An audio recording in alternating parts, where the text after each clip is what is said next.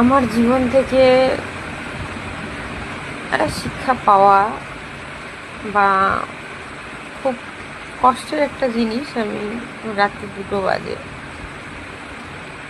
আমি একটা রিলস করছি, শেয়ার করছি যে জীবনে বাবা মা গরিব হোক, কিন্তু বাবা মা থাকাটা খুব জরুরি।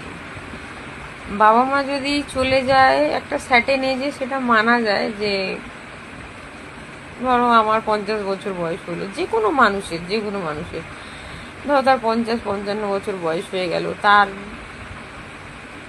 তার বিয়ে হয়ে গেছে, তার ছেলেপুলে হয়ে গিয়ে তাদের ঘরে বাচ্চা, মানে সে ঠাকুমা বা দিদা হয়ে গেছে, তখন বাবা মা চলে যাওয়াটা না, মানে হয়তো খুব তাড়াতাড়ি বাবা মা চলে গেলে যতটা কষ্ট হয়, তখন হয়তো মানে তার পরিপূর্ণ সংসার যেতে সবাইকে একদিন হবে, কিন্তু সেই সময়টা হয়তো অতটা কষ্ট হয় না। কিন্তু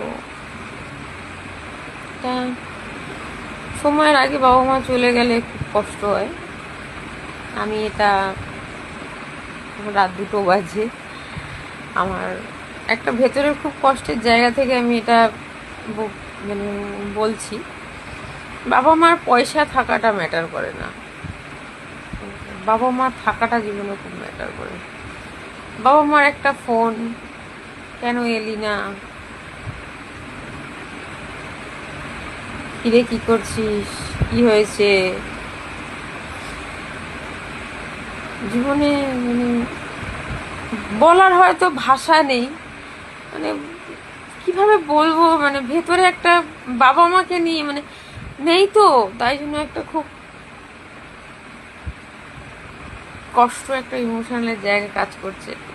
এটাই বলবো, যাদের যাদের কাছে বাবা মা আছে, বাবা মা হয়তো খুব গরিব, হয়তো বাবা মা হয়তো তোমাকে দেওয়ার মতন সামর্থ্য নেই, হয়তো তোমার বিপদের দিনে তোমার পাশে দাঁড়ানোর মতন ক্ষমতা নেই, কিন্তু এটাই বলবো দিন শেষে বাবা মা থাকাটা খুব দরকার। বাবা মার একটা ফোন তোমাকে লাইফে, মায়ের একটা, মা যে জীবনে কি জিনিস আজ আমার নেই, আমি সত্যি বুঝছি যে এটা বলার মতন কেউ নেই যে কিরে কেন ফোন করলি না, কি করছিস, খেয়েছিস, আয়।